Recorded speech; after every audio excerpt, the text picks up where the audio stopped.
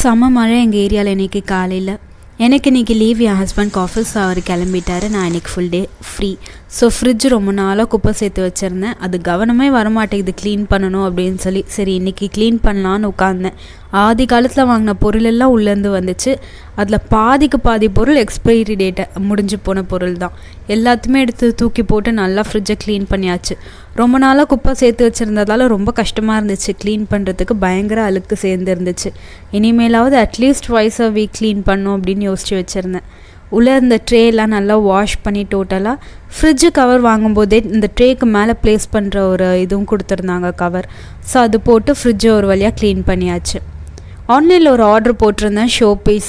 அது டெலிவர் ஆகிருந்துச்சு. 175 தான். பேக்கிங் மட்டமாக இருந்தது, பட் ப்ராடக்ட் சூப்பராகவே இருந்துச்சு. மிரர் பக்கத்தில் ப்ளேஸ் பண்ணியிருந்தேன். அது எனக்கு ரொம்ப பிடிச்சிருச்சு. உங்களுக்கு பிடிச்சிருந்தா ப்ளூ ஹார்ட் கொடுங்க கமெண்ட்டில்.